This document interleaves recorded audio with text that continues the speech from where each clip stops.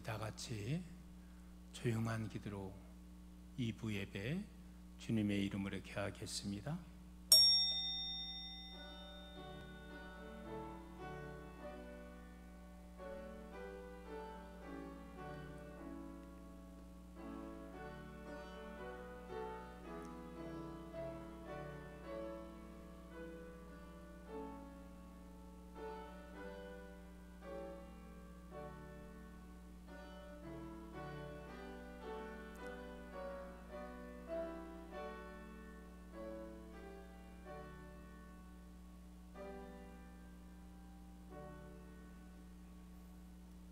주의 약속은 어떤 이들이 더디다고 생각하는 것까지 더딘 것이 아니라 오직 주께서는 너희를 대하여 오래 참으사 아무도 멸망하지 아니하고 다 회개하기에 이르기를 원하시느니라.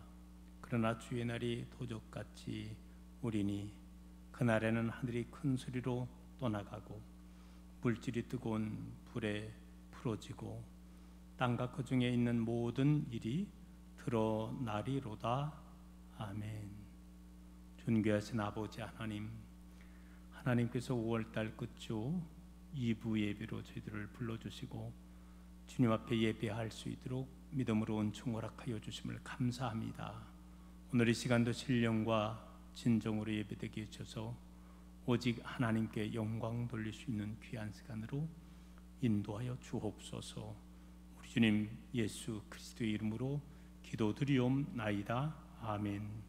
우리 다 같이 일어나서 경배 찬송가 21장 찬송하겠습니다.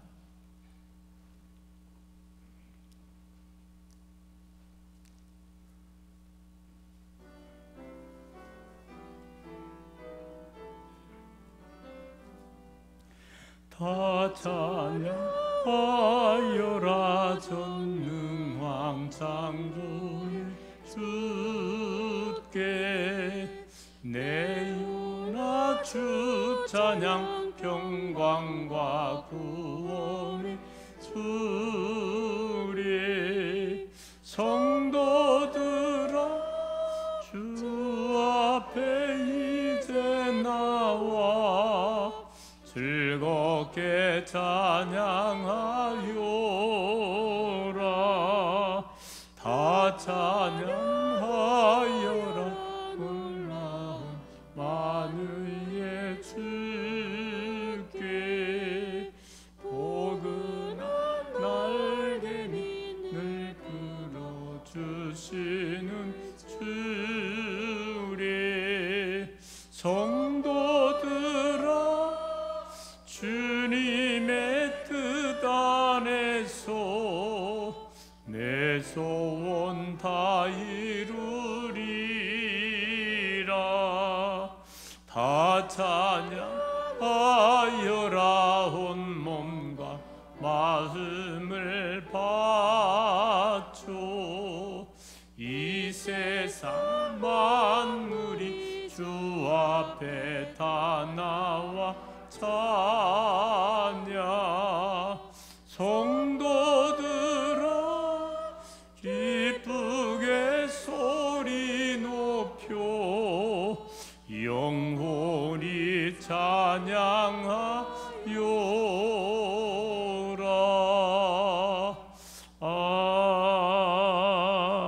아멘. 교동문 17번 10번 29편에 있는 말씀을 함께 교독하시겠습니다.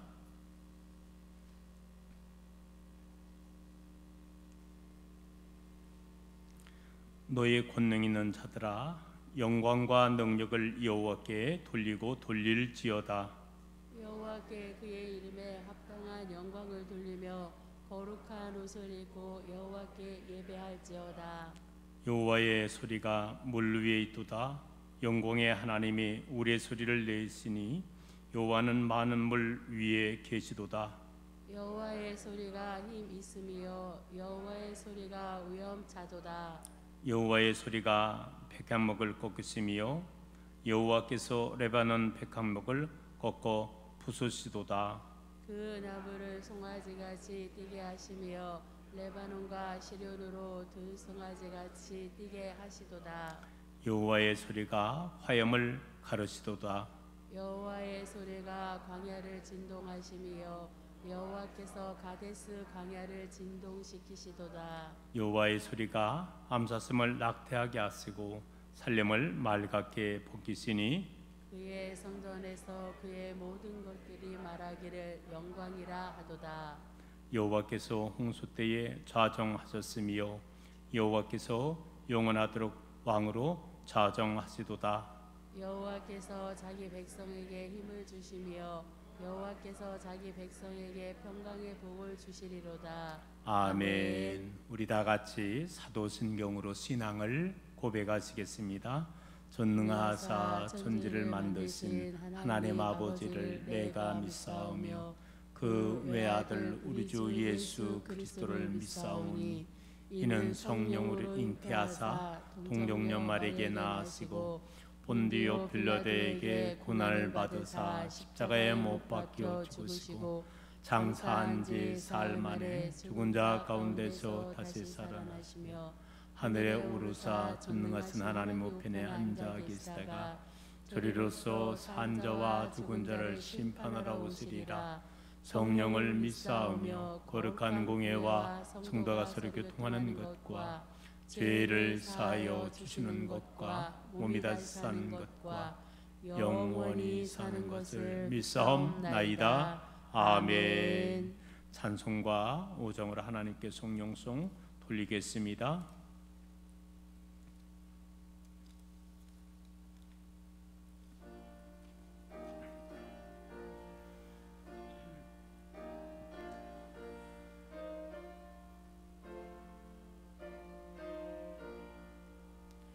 이 천지 간 만물들아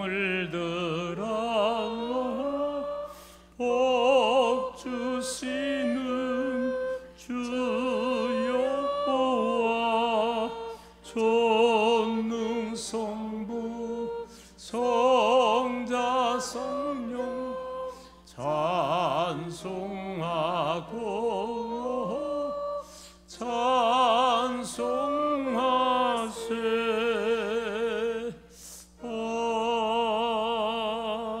아멘. 다 자리에 앉아주길 원합니다. 이 시간 다 같이 기도할 때에 우리를 대표해서 이예수 장로님께서 대표기도 인도해 주시겠습니다. 거룩하신 하나님, 자비하신 하나님, 영광과 찬송을 드립니다.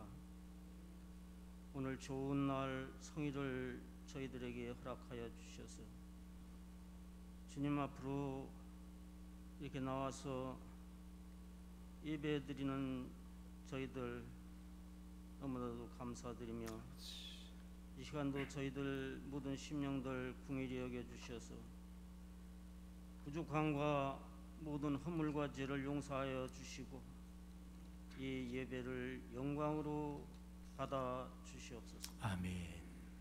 우리 각 심령들에게 큰 은혜를 이 시간 베풀어 주옵소서. 아버지. 하나님, 너무나도 어려운 가운데 전염병과 싸우면서 믿음을 지키려는 모든 세계의 하나님의 자녀들에게 신앙의 자유와 신앙의 힘을 더 주셔서 이 모든 어려운 이 시국을 이기고 승리케 해 주시옵소서. 아멘. 또한 우리 스랑교회가 하루속히 정상으로 회복되게 하시오며 하나님의 사명을 감당하는 데 조금도 부족함이 없는 저희 교회로 인도하여 주시옵소서. 아멘. 오늘은 특별히 이렇게 목사님, 부목사님 단위에 세워주셨습니다. 신혼의 건강함으로 축복하여 주셔서 날마다 하나님의 사역을 감당하는 데 부족함이 없도록 인도하여 주시고 목사님과 부목사님 가정 위에 주님 크신 은총과 큰 축복으로 인도하여 주시옵소서. 아멘. 우리 이 시간 또 우리 부목사님 말씀 전하실 때 성령의 능력으로 함께 하시어서 이 시간 하나님의 말씀을 전하는 데 부족함이 없게 하시고 듣는 저희들은 큰 은혜의 말씀이 되게 해 주시옵소서. 아멘. 우리 스랑교회를 출입하는 모든 이들이 항상 평안과 기쁨의 삶이 넘치게 하시며 주여. 날마다 치유 축복이 있는 하나님의 역사하시는 스랑교회로 하나님 함께하여 주시옵소서. 아버지. 오늘 또 주님을 생각하면서 주님을 위한 생활이 되게 하시며 아버지. 모든 것을 주님께 의탁하옵고 예수님 이름으로 간절히 기도하옵나이다. 아멘.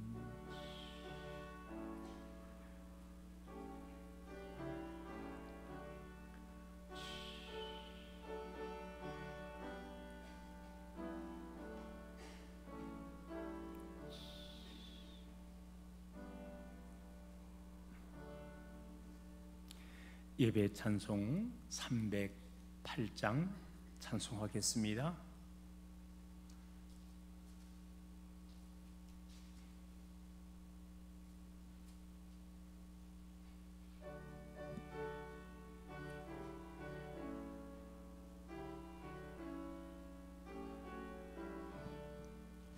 내 평생 살아온 길 뒤를 돌아보니 걸음마다 자욱마다 모두 죄뿐입니다. 우리 죄를 사하신 주의 은혜 크시니 골고다의 언덕길 주님 바라봅니다. 나같이 못난 인간 주님께서 살리려 하늘나라 영광 보자 모두 버리시었네. 낮고 낮은 세상에 사람 영상 입으신 하나님의 큰 사랑 어디에 가둔주리. 예수님 나의 주님 사랑의 주 하나님 이제 나는 예수님만 높이면서 살겠네. 나의 남은 인생을 주와 동행하면서 주님 사랑 전하며 말씀 따라 살겠네. 오늘 이 시간에 주실 하나님의 말씀은 빌립보서 3장 7절 말씀에서 16절 말씀까지 봉독하여 올리겠습니다.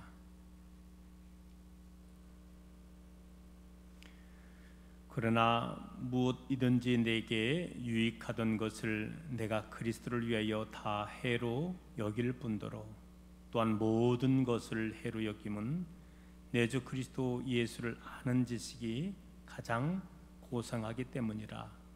내가 그를 위하여 모든 것을 잃어버리고 배설물로 여김은 그리스도를 얻고 그 안에서 발견되려 함이니 내가 가진 의는 율법에서 난 것이 아니요 오직 그리스도를 믿음으로 말미암은 것이니 곧 믿음으로 하나님께로부터 난 의라. 내가 그리스도와 그 부활의 본능과 그 고난의 참여함을 알고자 하여 그의 죽으심을 본받아 어떻게 해서든지 죽은 자 가운데서 부활에 이르려 하노니 내가 이미 얻었다 함도 아니요 온전히 이뤘다 함도 아니라 오직 내가 그리스도 예수께 잡힌 바 된 것 그것을 잡으려고 달려가노라. 형제들아, 나는 아직 내가 잡은 줄로 여기지 아니하고 오직 한 일 즉 뒤에 있는 것은 잊어버리고 앞에 있는 것을 잡으려고 푯대를 향하여 그리스도 예수 안에서 하나님이 위에서 부르신 부름의 상을 위하여 달려가노라. 그러므로 누구든지 우리 온전히 이룬 자들은 이렇게 생각할지니 만일 어떤 일이 너희가 달리 생각하면 하나님이 이것도 너희에게 나타내시리라. 오직 우리가 어디까지 이르렀든지 그대로 행할 것이라. 아멘. 이제 우리 부목사님께서 나오셔서 목회 기도해 주시고 설교 말씀을 주실 텐데 오늘 2부의 설교 제목은 진정한 삶의 목적입니다. 벌써 우리 부목사님이 오신 지 반년의 세월이 흘렀는데요. 아시다시피 코로나 때문에 정상적인 모든 예배가 되지 못해서 강단에 이 시간 이렇게 늦게나마 세우게 됐습니다. 우리 강사 이제 귀한 부목사님 나오셔서 목회기도 하시고 또 말씀 증가할 때에 많은 은혜가 되기를 소망합니다.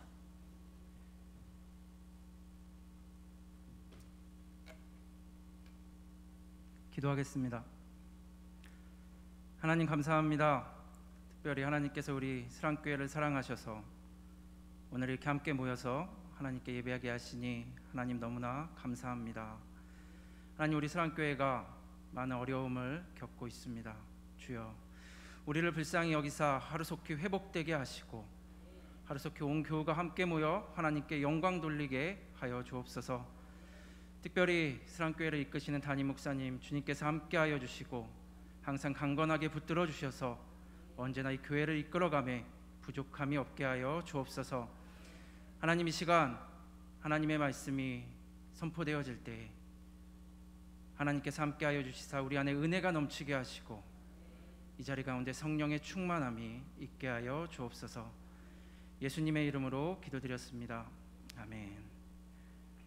할렐루야.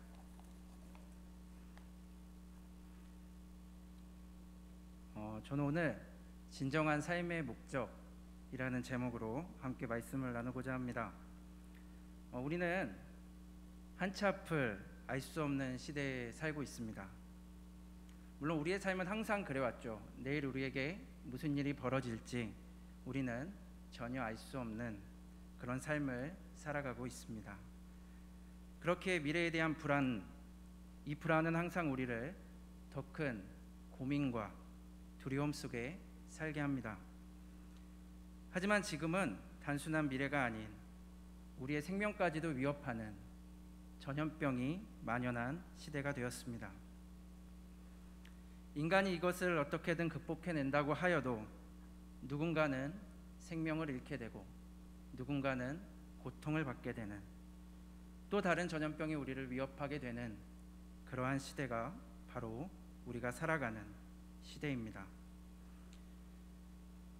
언제나 죽음은 이렇듯 우리 앞에 있었지만 우리는 그것을 잘 인식하지 못했습니다.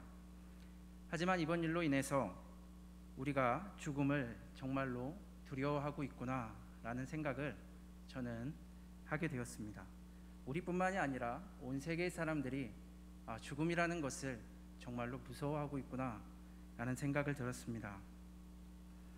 마치 예수 그리스도의 죽음과 부활을 믿는 그리스도인들에게 죽음은 이미 극복되었고 그저 영원한 삶의 한순간처럼 믿어진 것 같았지만 그 죽음 앞에 너무나도 무기력하고 불안한 우리의 모습은 다시 한번 우리 자신에게 여러 가지 질문을 던지게 합니다. 우리가 가진 신앙은 무엇인가? 또 우리의 삶의 목적은 무엇인가? 라고 말입니다. 오늘 본문은 우리의 삶의 궁극적, 최종 목적이 무엇인지에 대해서 우리에게 질문을 합니다. 이것은 단순히 먼 미래에 도달해야 하는 목적, 또 이루어야 할 것이 아닙니다. 왜냐하면 우리의 삶의 끝이란 언제나 우리의 눈앞에 와 있기 때문이죠. 삶의 위기들, 그리고 코로나라는 전염병의 위기 속에서 우리가 다시 한번 경험하게 되는 것은 죽음이라는 시간과 그것이 주는 불안, 또 두려움입니다. 꼭 이런 특별한 일이 아니더라도 죽음이라는 시간은 언제나 우리 앞에 와 있죠. 그것뿐이겠습니까? 당장 내일이라는 시간은 우리의 삶을 불안과 두려움으로 몰아넣을 때가 많습니다. 내일 나에게 무슨 일이 일어날까? 또 나에게 안 좋은 일이 있다고 하면 내일은 또 어떻게 살아가야 할까? 이런 마음들이 수시로 우리에게 찾아온다고 하는 거죠. 이렇듯 죽음은 비록 아직 우리에게 다가온 시간은 아니지만 코앞에 와 있는 시간이며 또한 우리가 향해 달려가고 있는 시간이기도 합니다. 우리 그리스도인들에게 죽음이라는 시간은 마치 극복된 것처럼 보입니다. 예수 그리스도의 부활은 우리가 믿음을 통해서 우리도 부활의 사건에 참여할 수 있고 경험할 수 있음을 말해줍니다. 그리고 우리는 그 사실을 믿습니다. 죽음 이후의 시간을 우리가 알 수는 없으나 영생에 대한 소망을 우리에게 준다는 것이죠. 그래서 죽음이라는 사건은 우리에게 두려움이라기보다는 새로운 삶을 위한 전환점, 또 새로운 소망과 같이 믿어집니다. 또한 단지 죽음은 그러한 영생의 소망만을 말하지는 않습니다. 죽을 수밖에 없는 우리들이 지금 어떻게 살아가야 할 것인가, 그것을 말해주기도 합니다. 죽음이 우리에게 삶의 목적을 준다는 의미에서 이것은 매우 중요한 일입니다. 어떻습니까? 여러분에게 삶의 목적은 무엇입니까?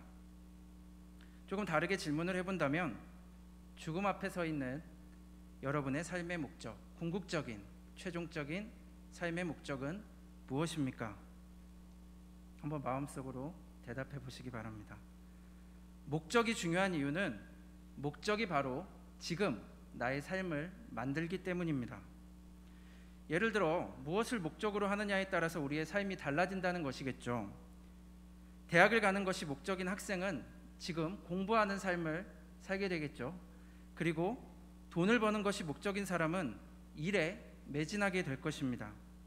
그리고 어떻게 하면 내가 공부를 더 잘할 수 있을까? 어떻게 하면 내가 더 많은 돈을 벌 수 있을까? 이런 것들을 고민하게 될 것입니다. 이렇듯 목적이라는 것은 우리의 삶을 만듭니다. 많은 사람들은 이 생에서 잘 사는 것, 또 여러 풍요로운 가운데 걱정 근심 없이 살아가는 삶을 원할 것입니다. 아마 우리도 마찬가지이겠죠. 경제적 풍요로움은 누구나 가지고 있는 목적입니다. 그렇다는 것은 우리의 삶은 어쩌면 그러한 목적에 맞춰진 삶일지도 모른다는 것입니다. 그게 뭐 어때서 당연한 것 아닌가? 라는 물음이 드시는 분들도 있을 것입니다. 그렇다면 저는 이 시간 다시 한번 질문을 던지고 싶습니다. 정말로 그리스도인들에게 그러한 삶의 목적은 맞는 것인가? 우리와 다르지 않게 그러한 목적을 가진 한 사람이 있었습니다. 바로 사울, 후에 바울이라고 불려진 사람입니다. 바울 이전에 사울은 바리새인 중에 바리새인이었고 가말리알 문화에서 엘리트의 코스를 밟고 있던 사람이었습니다. 그의 삶의 목적은 아마도 훌륭한 랍비가 되어서 풍요로움을 누리는 삶을 사는 것이었을 것입니다. 당시 최고의 명예, 부유함을 누릴 수 있는 위치에 있었죠.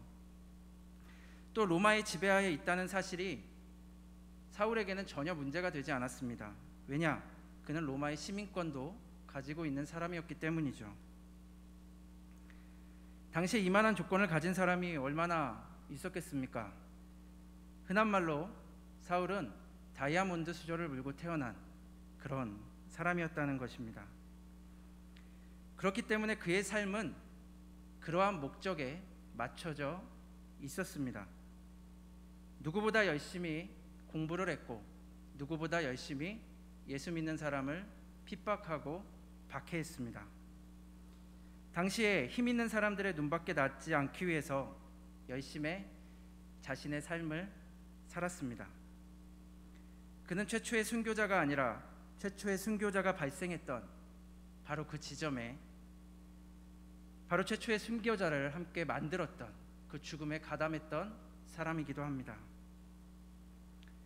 오늘날도 이와 같이 살아가는 사람이 얼마나 많이 있습니까? 자신의 삶의 성공을 위해서라면 어떤 일이든지 마다하지 않는 사람 말입니다.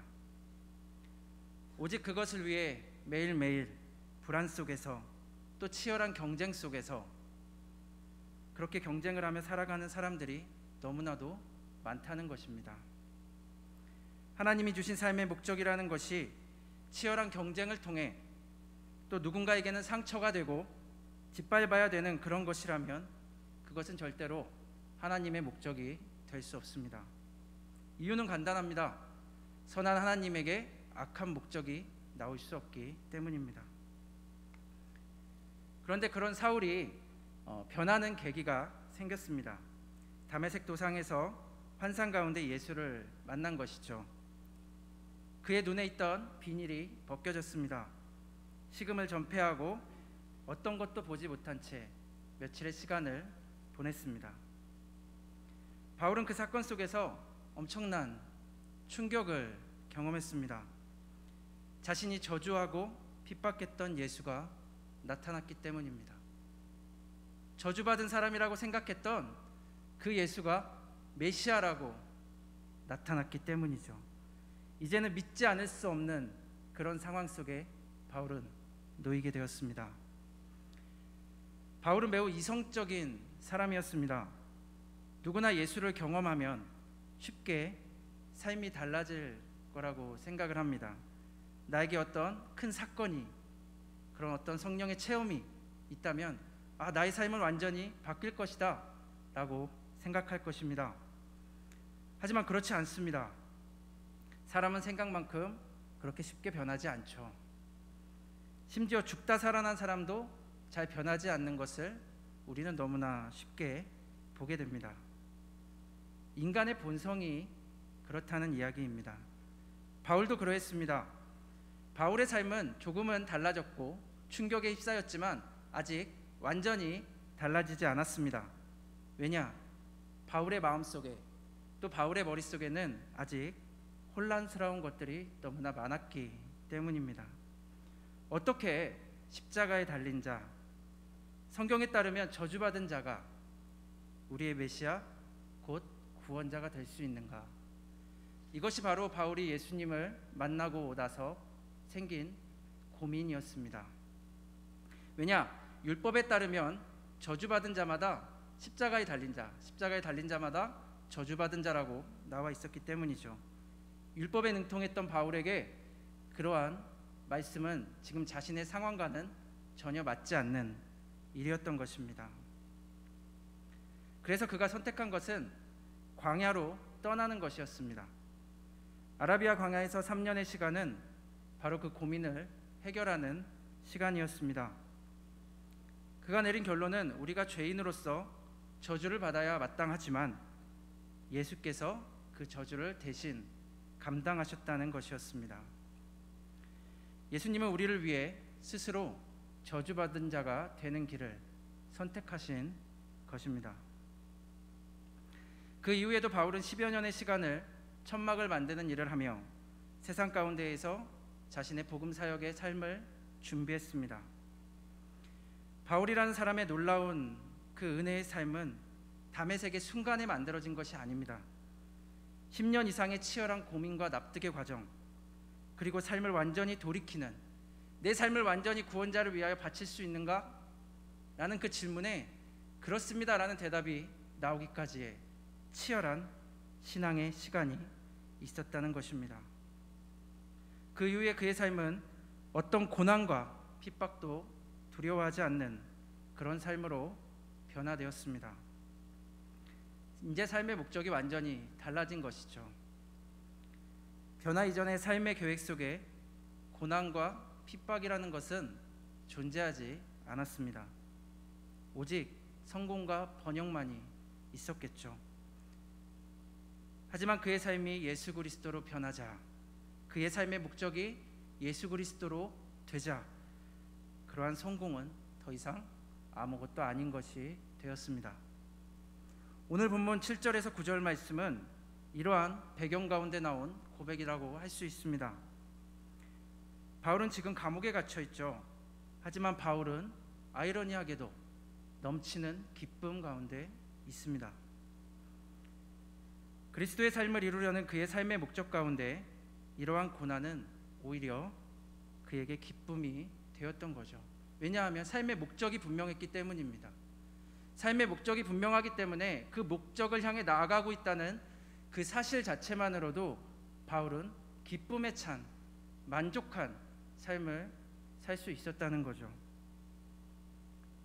바울은 무엇이든지 내게 유익하던 것을 내가 그리스도를 위하여 해로 여길 뿐더러 또한 모든 것을 해로 여김은 내 주 그리스도를 아는 지식이 가장 고상하기 때문이라 라고 말합니다.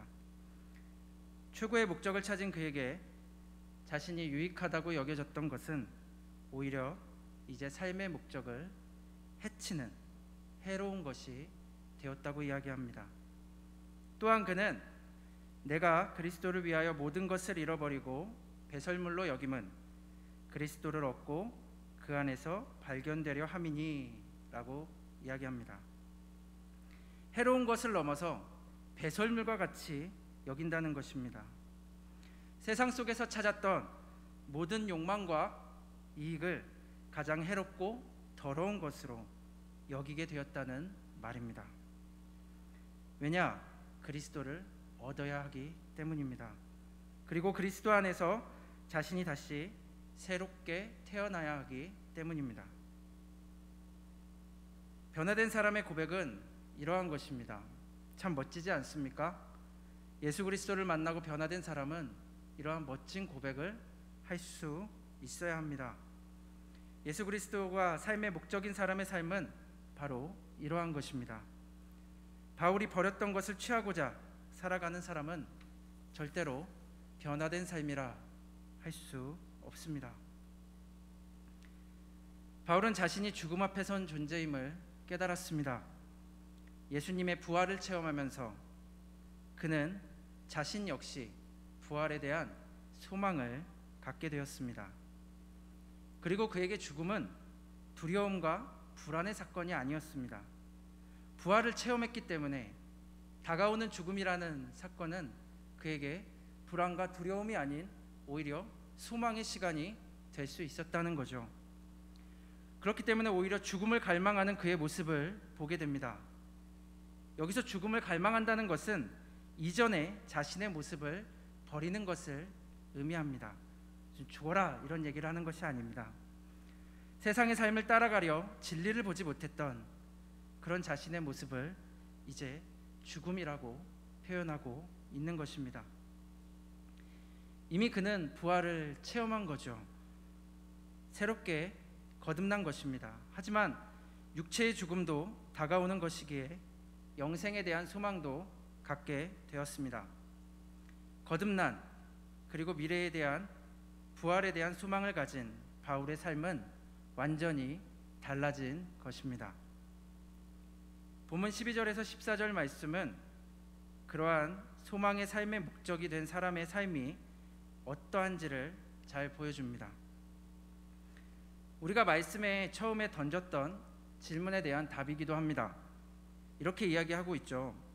내가 이미 얻었다 함도 아니요 온전히 이루었다 함도 아니라 오직 내가 그리스도 예수께 잡힌 바 된 그것을 잡으려고 달려가노라. 형제들아, 나는 아직 내가 잡은 줄로 여기지 아니하고 오직 한 일, 즉 뒤에 있는 것을 잊어버리고 앞에 있는 것을 잡으려고 표대를 향하여 그리스도 예수 안에서 하나님이 위에서 부르신 부름의 상을 위하여 달려가노라. 우리가 매우 잘 아는 말씀입니다. 하지만 하나님은 오늘 이 말씀이 아는 것으로 그치는 것이 아니라 우리의 삶의 목적이 되어야 한다고 말씀하십니다. 말씀을 자세히 들여다보면 바울은 자신을 예수께 잡힌 바 되었다라고 말합니다. 좋은 번역이라고 생각합니다. 새번역 성경은 예수께서 나를 사로잡았다라고 표현합니다. 이 말은 예수께서 나를 취하셨다, 잡았다, 조금 거칠게 표현하면 공격했다라고도 해석을 할 수 있습니다. 그리고 이것은 과거의 어떤 한 번의 사건이 자신을 그렇게 했다, 즉 과거에 언젠가 일어났던 사건이 자신을 사로잡았다라는 표현이기도 합니다. 아마도 다메섹 도상에서의 사건을 말하는 것이리라 생각합니다. 예수께서 바울에게 침투하셔서 그를 사로잡아 버리신 거죠. 그때부터 바울은 예수께 사로잡힌 자가 된 것입니다. 사로잡혔다는 것은 지배되었다는 것이고 매 순간 그 생명으로 가득하다는 것을 말합니다. 그런데 바울은 그것으로 만족하지 않았습니다. 바울은 아직 자신이 얻지도 이루지도 않았다고 고백합니다. 마치 그 체험이면 다 된 것 같고 그 체험이면 나에게 확신이 주어진 것 같았지만 바울은 그렇지 않다라고 이야기하고 있는 것입니다. 그에게 삶의 목적은 아직 이루어지지 않은 과정 중에 있다는 것이죠. 그래서 사로잡힌 자신이 할 수 있는 것은 오직 그것을 잡으려고 달려가는 일뿐이라고 말하고 있는 것입니다. 예수라는 삶의 목적에 사로잡혀서 그는 이제 의지적으로 그것을 붙잡으려고 달려가는 삶을 살게 되었다는 것입니다. 또한 바울에게 예수님은 과거에 일어났던 사건으로 그치는 것이 아니었습니다. 오직 앞에 있는 삶의 목적이 되었다는 것이죠. 우리의 신앙이 여전히 과거의 어떤 체험에 머물러 있다면, 내가 이러이러한 경험을 했었지, 나의 신앙이 이러이러했었지, 내가 예수님을 이때 만났었지 라는 이렇게 과거에 머물러 있는 신앙이라면 그것은 아직 예수께 사로잡힌 자의 삶이 아니라고 하는 것입니다. 예수께 사로잡힌 자는 예수 그리스도를 목적으로 그 삶을 향해 앞으로 나아가고 달려간다는 것입니다. 앞으로 나아가는 것, 그리스도인이라는 삶의 목적을 향해 끊임없이 발돋움하는 것, 그것이 바로 그리스도인의 삶의 전부가 되어야 하는 것입니다.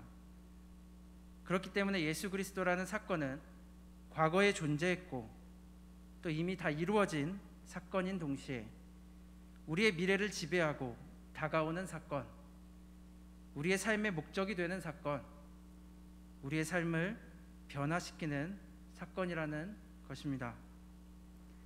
예수 그리스도의 존재가 지금 여러분의 삶을 사로잡고 변화시키고 있습니까? 아니면 우리의 신앙은 과거의 신앙이 그저 유지되는 정도에 그치고 있습니까? 코로나라는 사건은 우리의 신앙이 얼마나 과거에 머물러 있었는지, 그리스도라는 사건이 우리에게 어떤 영향도 주지 못하고 있었다는 사실을 너무 적나라하게 보여주었습니다. 코로나 이전에 나의 신앙은 이러이러한 것 같았지만 그 위기 속에서 전혀 앞으로 나아가지 못하고 있었던 우리의 신앙을 들추어내 보여주었다는 것입니다. 위기 앞에서 우리가 예수 그리스도에게 사로잡혀 이끌려가고 있지 못하다면, 우리의 마음속에 예수 그리스도에 대한 갈망과 간절함이 샘솟고 있지 않다면 우리의 삶의 목적은 예수 그리스도가 아니라 다른 어떤 것인 것입니다. 잠시 후에 이야기하겠지만 목적이 빗나간 사람은 하나님의 자녀라 불릴 수 없습니다. 왜냐? 목적이 빗나가는 것, 목적에서 벗어났다는 것, 그것이 바로 성경이 말하는 죄의 의미이기 때문입니다. 또한 바울은 이러한 삶을 표대를 향한 삶, 하나님이 위에서 부르신 부름의 상을 향한 삶이라고 말합니다. 표대가 무엇입니까? 어떤 관역 아니겠습니까? 어떤 목표 지점입니다. 그런데 그것으로부터 벗어났다면, 빗나가 있다면 그것은 죄가 된다라고 하는 것이죠. 지금도 하나님께서는 예수 그리스도라는 사건을 통해서 우리를 침투하며 우리를 부르고 있습니다. 하지만 우리의 모습은 어떻습니까? 여러분은 예수께 사로잡힌 자가 맞습니까? 맞습니까? 바울이 그러했듯 치열한 고민과 삶의 변화가 우리에게 있는지 우리는 돌아보아야 합니다. 우리의 미래를 지금 지배하고 있는 것, 나의 머릿속을 지배하고 나의 삶을 달려나가게 하고 있는 것, 그것이 무엇인지 정말로 진지하게 고민해 보아야 한다는 것입니다.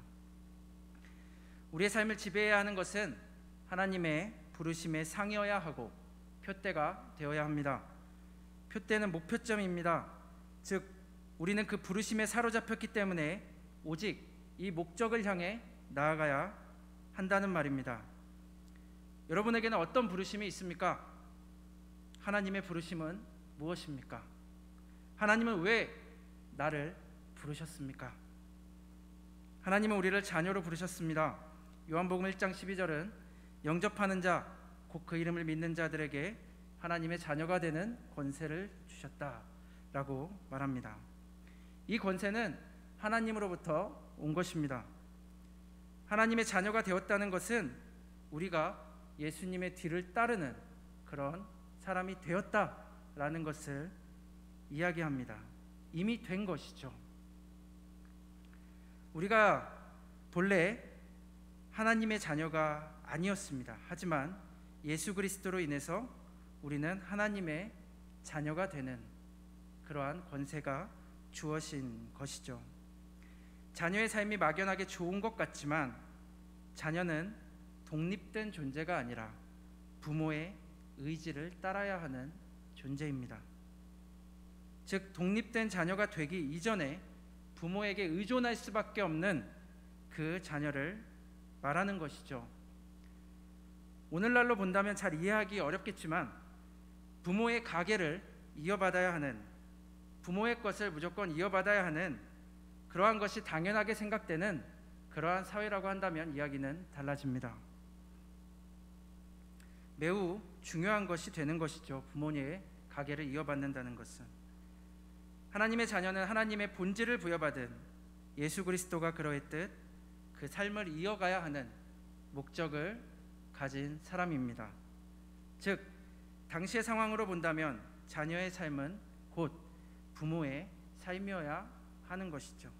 즉 우리의 삶은 곧 하나님의 삶이어야 한다는 말입니다.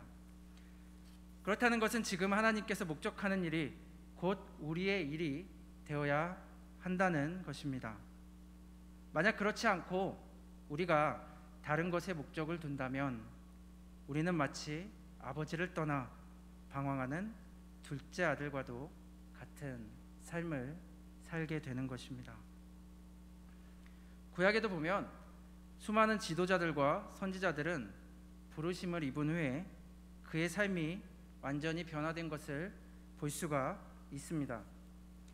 모든 것을 떠나 알 수 없는 길을 떠난 아브라함도, 왕자의 자리를 버리고 떠난 모세도, 하나님의 뜻에 따라 나오미를 떠나지 않았던 룻도, 목숨을 걸고 하나님의 부르심에 응답했던 에스더도 모두 하나님의 부르심 앞에 모든 것을 버리고 응답하는 삶, 표대를 선택하는 삶을 살았습니다. 그들이라고 두려움과 불안이라는 것이 없었겠습니까? 하나님을 믿으면 막 용기가 솟아나서 무슨 일이든지 다 할 수 있는 그러한 마음이 되겠습니까? 아닙니다. 불안이라는 것은 언제나 있고 두려움이라는 것은 언제나 우리에게 존재합니다. 하지만 그 떨리고 무서운 상황 가운데에서도 하나님께 사로잡혔기 때문에 하나님의 자녀라는 스스로에 대한 확신과 믿음이 있었기 때문에 그들은 그 삶을 선택하고 담대하게 달려갈 수 있었던 것입니다. 사랑하는 성도 여러분, 한국교회 또 우리 사랑교회는 위기 가운데 있습니다. 가장 근본적인 이유는 하나님께 사로잡히기보다 세상의 물질과 명예에 사로잡힌 사람들이 많아졌기 때문이겠죠. 물질이라는 것이 우리에게 필요한 것이면 분명합니다. 그것을 갖고 살지 말라고 이야기하지 않습니다. 하지만 그것이 삶의 목적이 되어서는 안 된다고 말하고 있습니다. 사실 우리 삶의 불안이라는 것이 다 그러한 세상의 것들로부터 오는 것 아니겠습니까? 무엇이 없기 때문에, 부족하다고 느껴지기 때문에, 내가 이렇게 비교해 봤더니 내가 좀 더 못한 것 같아, 내 자식이 저 자식보다 못한 것 같아, 이런 마음들 때문에 우리에게 불안이라는 것이 찾아오지 않습니까? 그것을 내려놨다고 생각한다면 우리에게는 어떤 마음들이 있겠습니까? 신앙은 개인의 것입니다. 하나님과 자신의 온전한 관계 맺음이 바로 신앙이라는 것입니다. 내가 원하는 하나님이 아니라 우리의 창조주 되시는 그 하나님과의 관계가 신앙입니다. 그렇기 때문에 신앙은 개인적인 것이기도 하지만 공동체 것이기도 하죠. 우리의 구원자 되시는 예수 그리스도에 대한 믿음이 바로 신앙이라는 것입니다. 그 신앙은 모든 불안과 두려움을 변화시키는 힘이 있습니다. 만약 우리에게 지금 예수 그리스도에 대한 신앙이 넘쳐나고 있다면, 비록 지금 우리의 상황이 굉장히 어렵고 우리 가운데 불안한 마음과 우리 가운데 어찌해야 될지 모르는 마음이 있다고 할지라도 그것을 극복해낼 수 있는 힘이 바로 그 예수 그리스도에 대한 신앙에 있다는 것입니다. 오늘날 그리스도인들은 삶의 목적을 잃어버린 것 같습니다. 물질과 성공에 무너지더니 이제는 코로나라는 전염병에 무너지고 있습니다. 저는 교회에 나오지 못하는 것을 무너졌다고 말하는 것이 아닙니다.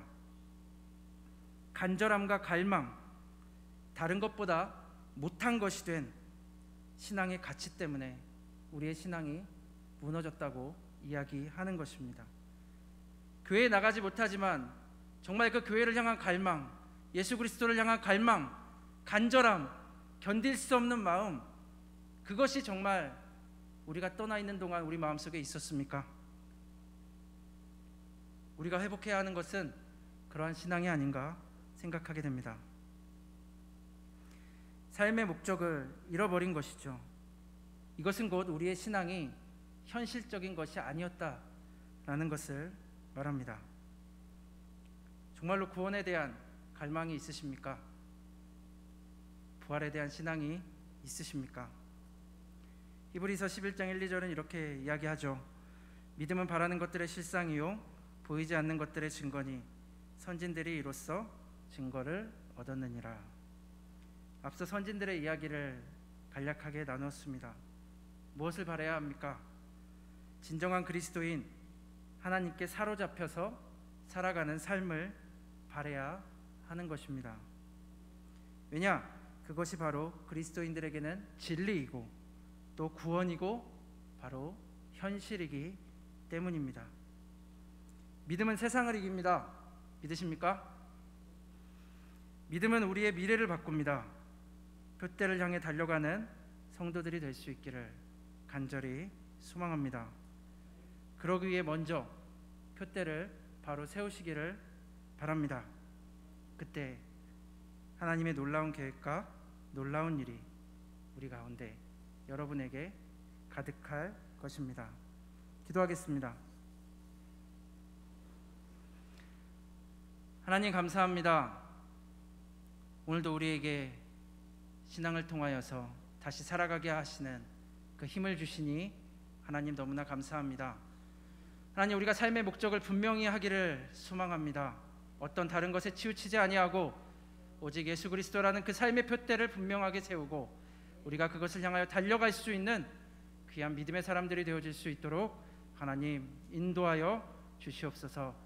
예수님의 이름으로 기도드렸습니다. 아멘.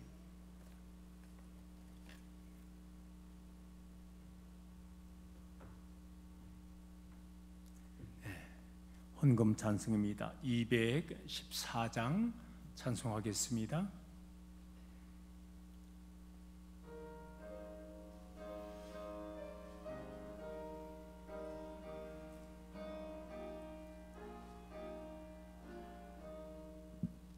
나 주의 도움 받고자 주 예수님께 빕니다.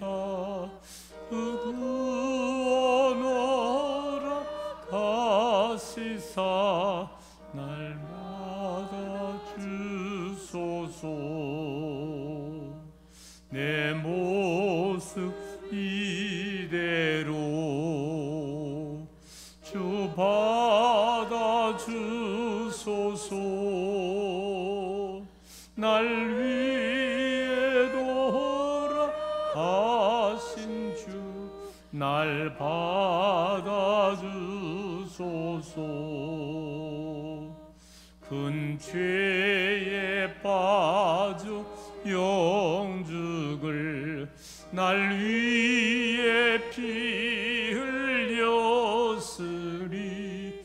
주 형상대로 빚으사 날 받아주소서. 내 모습 이대로 주 받아주소서. 날 위해 돌아가신 주 날 받아주소서. 내 힘과 결심 약하여 늘 깨어지기 쉬우리. 주 이름으로 구원해 날 받아주소서. 내 모습 이대로 주 받아주소서. 날 위해 돌아가신 주 날 받아주소서. 내 주님 솟은 발 앞에 나 굴 엎드렸으니 그 크신 역사 이루게 날 받아주소서. 내 모습 이대로 주 받아주소서. 날 위해 돌아가신 주 날 받아주소서.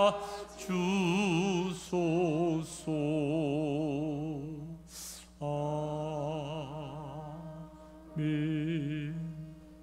우리 드려진 예물 봉헌하고 기도하겠습니다.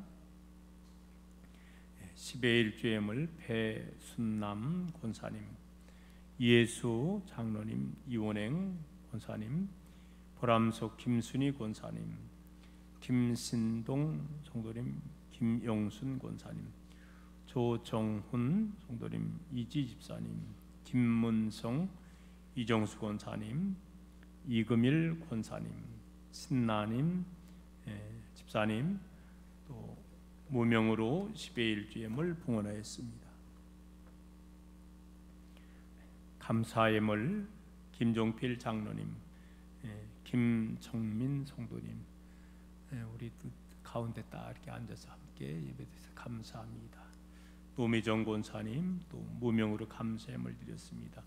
이금일 권사님 또 하나님을 믿는 믿음 안에서 새로운 삶을 살게 하여 주옵소서 무명으로 드렸습니다. 최현옥 권사님, 김영순 권사님, 선한준 장로님 드렸습니다. 일천번제 손주원, 노미정 권사님, 안혜영 집사님 또 속회 예물 드렸습니다. 우리 드려진 예물 위해서 기도하겠습니다. 할렐루야. 사랑의 아버지 하나님, 하나님께서 저희들을 사랑하여 주셔서 예수 안에서 하나님의 귀한 자녀로 삼아 주시옵시고 오늘 이 시간도 하나님의 집에 나와 예배로 영광 돌릴 수 있도록 우리 하나님 은총 허락하여 주심을 감사합니다.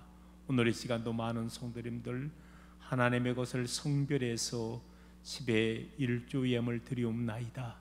귀한 예물 받아 병해 주시고 말라기를 통해서 약속하신 놀라운 귀한 축복이 이 10의 1조 예물 손길이 하나님 채워 주시옵소서. 여러 가지 한 주일 동안 감사의 조건을 헤아려 예물 드리오니 예물 받아 흡양해 주시옵시고 저들의 삶을 더 귀하게 축복을 하여 주셔서 더 많은 감사의 조건이 넘치도록 인도하여 주옵소서.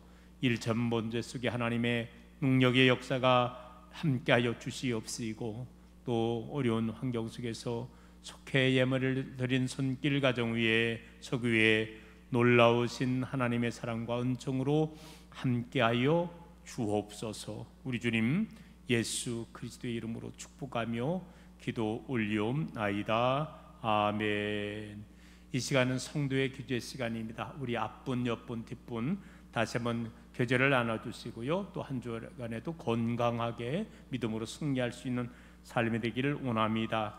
교회 생활 안내, 교회 주보 뒷면을 참조해 주기를 원합니다. 금주는 성령 강림자로 제 첫 번째 주일을 맞이하게 되어 있고요. 다음 주일은 평신도 주일로 지키겠습니다.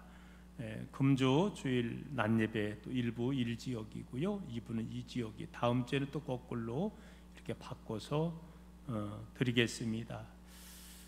오늘 이렇게 또한 귀한 2부 예배 설교해 주신 우리 귀한 부목사님께 감사드리고요. 1부 2부를 나누니까는 우리 지금 사실은 마스크 써서 처음엔 저도 가운데 우리 송권사님은 저 누군가 이렇게 아들인가 지금 왜냐면 마스크 쓰면 잘 모르죠. 헷갈리더라고요. 그래서 어려운데 어쨌든 여러분들 이렇게 나와주시고 또 우리 귀한 목사님 오늘 은혜로운 말씀에 진심으로 감사를 드리고요. 제가 또 몇 주 후에 이제는 또 1지역이 해당될 때 이때 한번 또 조만간에 우리 목사님 세우셔서 또 말씀을 듣는 그런 시간을 가지려고 합니다. 제가 어제 텔레비전을 보니까는 이스라엘 소식을 가서 PD가 가서 직접 방영을 해서 보여주고 있더라고요. 감사한 것은 이스라엘 나라가 하루에 막 1,000명, 2,000명씩 코로나 확진자가 나왔다는 거예요. 그런데 정부가 아주 대대적으로다가 백신을 전 국민에게 홍보를 하고 늘려서 지금 90% 정도가 이스라엘이 백신을 맞고요. 마스크를 이제는 노 마스크, 마스크를 벗는 거예요. 정부 차원에서 이제 마스크를 전 국민 안 써도 됩니다. 아주 선포했어요. 그리고서 모든 백신 맞은 증만 있으면은요 전국을 다 다니는 거예요. 그러니까 거기는 이제는 그 이스라엘은요 코로나에 해방된 거예요.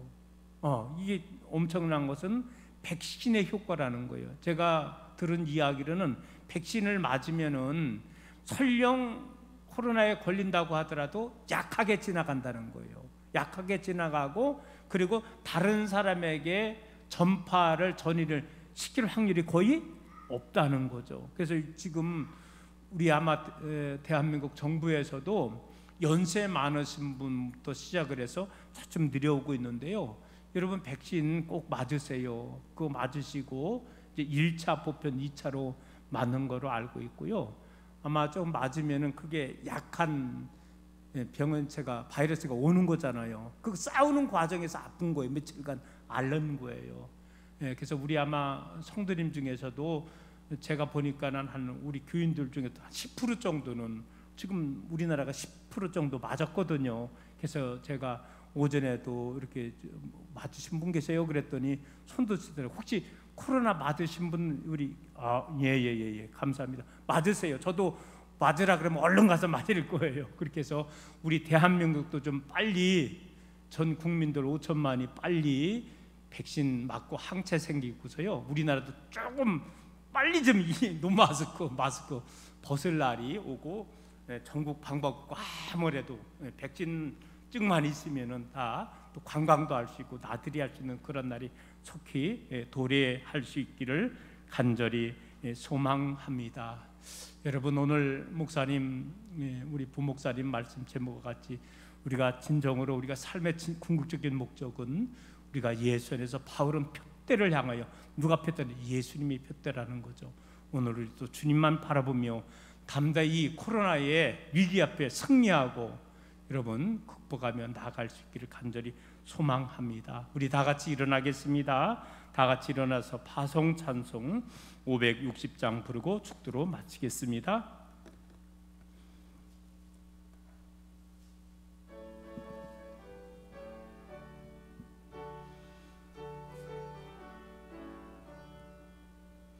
주의 발자취를 따름이 어찌 즐거운 일 아닌가. 마음의 맑은 하늘 열리고 밝은 빛이 비친다. 발자취를 따라가자 기쁜 마음으로.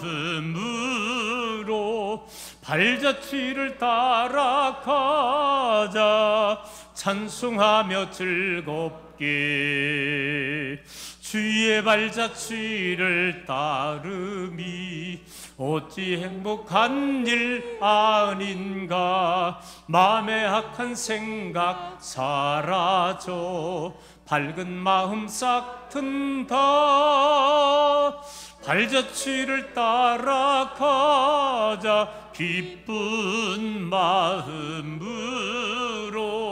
발자취를 따라가자 찬송하며 즐겁게. 주의 발자취를 따름이 어찌 든든한 일 아닌가. 마음의 두려움은 사라져 새로운 힘 솟는다. 발자취를 따라가자 기쁜 마음으로. 발자취를 따라가자 찬송하며 즐겁게. 아멘. 이제는 우리의 길과 진리와 생명이 되시는 우리 주 예수 그리스도의 은혜와 무한하신 아버지 하나님의 사랑하심과 성령님의 감화감동 역사 충만하심이 우리 주 예수 그리스도를 표대를 향하여 날마다 믿음 가운데 살려가며 삶을 살기를 했다는 모든 심령들 머리 위에 저들의 모든 가정 위에 지금부터 영원까지 함께 하시기를 간절히 축원하옵나이다. 아멘.